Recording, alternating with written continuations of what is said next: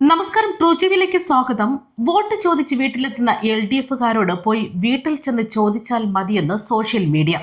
ഇക്കഴിഞ്ഞ നാളിൽ പ്രസംഗത്തിനിടയിൽ ചോദ്യം ചോദിക്കാൻ ശ്രമിച്ച ആളോട് അത് വീട്ടിൽ പോയി ചോദിച്ചാൽ മതിയെന്ന മുഖ്യമന്ത്രിയുടെ ധാർഷ്ട്യത്തിനെതിരെയാണ് ഇപ്പോൾ സോഷ്യൽ മീഡിയയിൽ വമ്പൻ ട്രോളുകൾ നിറയുന്നത്. നമുക്കറിയാം, ഇക്കഴിഞ്ഞ ദിവസമാണ് പത്തനംതിട്ട കോന്നിയിൽ നടന്ന LDF നിയോജക മണ്ഡലം കൺവെൻഷനിൽ വെച്ച് കോന്നി സ്വദേശിയും CPM പ്രവർത്തകനുമായ ദാസ് പി ജോർജ് അദ്ദേഹം മുഖ്യമന്ത്രി അടിസ്ഥാന സൗകര്യ വികസനങ്ങളെ കുറിച്ചൊക്കെ പ്രസംഗിക്കുന്നതിനിടെ CPMയെ ഒരു ചോദ്യം എന്ന് പറഞ്ഞുകൊണ്ട് ഒരു ചോദ്യം അങ്ങ് ചോദിക്കാൻ ഒരുങ്ങിയത്.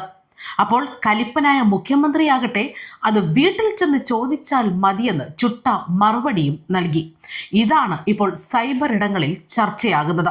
മുഖ്യമന്ത്രിയെ കണ്ട ആവേശത്തിൽ തന്നെയാണ് ദാസൻ സഖാവ് ചാടിക്കേറി ഒരു ചോദ്യം അങ്ങ് ചോദിച്ചു കളയാം എന്ന് തീരുമാനിച്ചത്. എന്നാൽ വിടരും മുൻപ് കൊഴിഞ്ഞതുപോലെ CPMയെ ചോദ്യം എന്ന് പറഞ്ഞ് തീർന്നില്ല. അത് വീട്ടിൽ പോയി ചോദിച്ചാൽ മതിയെന്ന മുഖ്യന്റെ മറുപടി കേട്ട് സഖാവ് ഇപ്പോൾ പാർട്ടിയെ പോലും വെറുത്ത് നാട് വിട്ടാലോ എന്ന് ആലോചിക്കുകയാണ്. സ്വന്തം പാർട്ടിയെയും മുതിർന്ന സഖാവും വിപ്ലവകാരിയുമായ പിണറായി വിജയനെ നെഞ്ചിലേറ്റി ചെങ്കൊടി നമ്മുടെ അഭിമാനം എന്നൊക്കെ കരുതിയ ദാസൻ സഖാവ് ഇപ്പോൾ പട്ടിത്താറ്റും പരിഹാസവും ഭയന്ന് വീട്ടിൽ നിന്നും പുറത്തിറങ്ങാൻ പോലും കഴിയാത്ത അവസ്ഥയിലാണ്. പിന്നെ മറ്റൊരു കാര്യം, ഇതോടെ പാർട്ടിയോടുള്ള ആ ഒരു അദ്ദേഹത്തിനങ്ങ് മാറിക്കിട്ടി. ഇനി ധൈര്യമായി മാറ്റിക്കുത്തിയാൽ പോലും മനസാക്ഷിക്കും സന്തോഷമേ ഉള്ളൂ എന്നാണ് സോഷ്യൽ മീഡിയയിൽ നിറയുന്ന അഭിപ്രായങ്ങൾ. ഇപ്പോൾ സോഷ്യൽ മീഡിയയിൽ ഏറെ ചർച്ചയായിരിക്കുന്നു. ഇതിന് പിന്നാലെയാണ് താൻ മുഖ്യമന്ത്രിയോട് ചോദ്യം ചോദിച്ചത് തെറ്റായി പോയി എന്ന് വ്യക്തമാക്കിക്കൊണ്ട് ദാസൻ സഖാവ് എത്തുന്നത്. തന്റെ ചോദ്യം മുഖ്യമന്ത്രിയുടെ പ്രസംഗം തടസ്സപ്പെടാൻ കാരണമായി. ഈ അവസരത്തിൽ താൻ അങ്ങനെ ചോദിക്കാൻ പാടില്ലായിരുന്നു, അപ്പോഴത്തെ ആവേശത്തിൽ ചോദിച്ചു പോയതാണ് എന്നാണ് അദ്ദേഹം ഇപ്പോൾ പറഞ്ഞു വെക്കുന്നത്. അദ്ദേഹം പറയുന്നത് ഇങ്ങനെയാണ്: ഞാൻ ഉദ്ദേശിച്ചത് 20,000 കോടി രൂപയുടെ വികസനം ചെയ്ത് കഴിഞ്ഞിരിക്കുകയാണ്. മുഖ്യമന്ത്രി സംസാരിച്ചത് ഇതാണ്: മുന്നോട്ടുള്ള വികസനം ചെയ്യാൻ ഫണ്ട് കേന്ദ്രത്തിലെ BJP സർക്കാർ തടസ്സപ്പെടുത്തി വെച്ചിരിക്കുകയാണ്. എങ്ങനെ മുന്നോട്ടുള്ള ഫണ്ട് കണ്ടെത്തും എന്നൊരു ചോദ്യമായിരുന്നു താൻ ഉദ്ദേശിച്ചത്. ഇത് മുഖ്യമന്ത്രിയുടെ പ്രസംഗം തടസ്സപ്പെടുത്താൻ കാരണമായിരിക്കുന്നു. ആ അവസരത്തിൽ താൻ അങ്ങനെ ചോദിക്കാൻ പാടില്ലായിരുന്നു എന്നൊക്കെ കുറ്റബോധം അദ്ദേഹത്തെ അലട്ടുകയാണ്. അന്നത്തെ ആവേശത്തിൽ ചോദിച്ചു പോയി, ഇത്രയേ സംഭവിച്ചിട്ടുള്ളൂ. അദ്ദേഹത്തിൻ്റെ പ്രസംഗം തടസ്സപ്പെടുത്താൻ പാടില്ലായിരുന്നു, ഞാൻ ചെയ്തത് തെറ്റായിരുന്നുവെന്നും എൻ്റെ ഏറ്റവും വലിയ ആരാധകനായ വ്യക്തിയാണ് പിണറായി വിജയൻ എന്നും ആണ് ദാസ് പി ജോർജ് പറയുന്നത്. കോന്നി തിരഞ്ഞെടുപ്പ് കൺവെൻഷനിടെയാണ് ഇങ്ങനൊരു സംഭവം നടന്നിരിക്കുന്നത്. പൊതുയോഗത്തിൽ പങ്കെടുത്ത് പ്രസംഗിക്കുന്നതിനിടെ ചോദ്യം ചോദിച്ച പാർട്ടി പ്രവർത്തകനോടാണ് അദ്ദേഹം വീട്ടിൽ പോയി ചോദിച്ചാൽ മതിയെന്ന് പറഞ്ഞത്. ഈ മറുപടിയാണ് ഇപ്പോൾ സോഷ്യൽ മീഡിയയും ചൊടിപ്പിച്ചിരിക്കുന്നത്. പ്രസംഗത്തിനിടെ കേരളത്തിന്റെ അടിസ്ഥാന വികസനങ്ങളെ കുറിച്ചൊക്കെ ആയിരുന്നു മുഖ്യമന്ത്രി സംസാരിച്ചത്. കേരളത്തിന്റെ ആവശ്യം വളരെ കൂടുതലാണ്. ഇതിനിടയിലാണ് സദസ്സിൽ നിന്ന് ദാസ് പി ജോർജ് CPMയെ ഒരു ചോദ്യം എന്ന് പറഞ്ഞത്. അത് വീട്ടിൽ ചെന്ന് ചോദിച്ചാൽ മതിയെന്ന് ചുട്ട മറുപടി അപ്പോൾ തന്നെ മുഖ്യമന്ത്രി കൊടുക്കുകയും ചെയ്തു. കോന്നിയിൽ ജിനീഷ് കുമാറിന്റെ പ്രചരണത്തിനായി എത്തിയതായിരുന്നു മുഖ്യമന്ത്രി. ഇതോടെ ജിനീഷിന്റെ കാര്യത്തിൽ തീരുമാനമായെന്നാണ് സൈബർ ലോകം പറയുന്നത്. എന്തായാലും ഈ തിരഞ്ഞെടുപ്പ് അടുക്കുമ്പോൾ തന്നെ മുഖ്യൻ ഇത്തരത്തിൽ തനിനിറം കാണിക്കുമ്പോൾ ഇതെല്ലാം ജനം മനസ്സിലാക്കുകയാണ് എന്നും സോഷ്യൽ മീഡിയയിൽ കമന്റുകൾ ഉയരുകയാണ്. ചില രസകരമായ കമന്റുകളൊക്കെ ഇങ്ങനെയാണ്: വോട്ട് ചോദിച്ചു വരുന്ന LDFനോട് നിങ്ങളുടെ വീട്ടിൽ പോയി ചോദിക്കാൻ പറയണം എന്നും, ഇത്തരത്തിൽ അഹങ്കാരത്തോടെ സ്വന്തം പ്രവർത്തകരോട് വീട്ടിൽ പോയി ചോദിക്കാൻ പറയുന്ന മുഖ്യമന്ത്രിയെ ഏപ്രിൽ 9 വീട്ടിലിരുത്താൻ യഥാർത്ഥ കമ്മ്യൂണിസ്റ്റ് അനുഭാവികൾ ഉൾപ്പെടെയുള്ളവർ തീരുമാനിക്കുക തന്നെ ചെയ്യണം എന്നാണ് സോഷ്യൽ മീഡിയയിൽ ഉയരുന്ന കമന്റുകൾ. എത്ര വിനയം വാരി വിതറിയാലും വിജയന്റെ ഉള്ളിലെ ആ പരട്ട സ്വഭാവം അറിയാതെ വെളിയിൽ ചാടുമെന്നും കമന്റുകൾ വരുന്നു.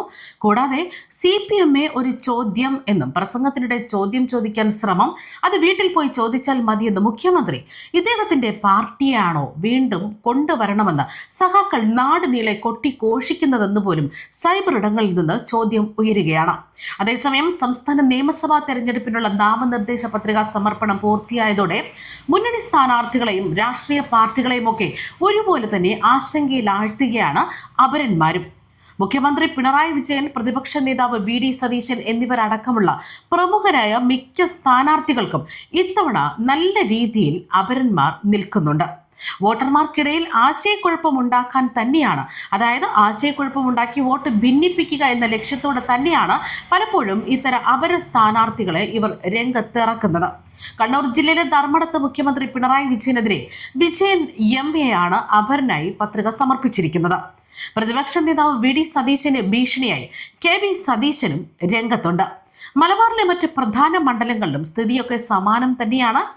അതായത് പേരാവൂരിലെ LDF സ്ഥാനാർത്ഥി കെ ശൈലജയ്ക്ക് അപര സ്ഥാനാർത്ഥിയായി എത്തുന്നത് സി ശൈലജയും ശൈലജ AV എന്നിങ്ങനെ 2 അപരന്മാരാണ്.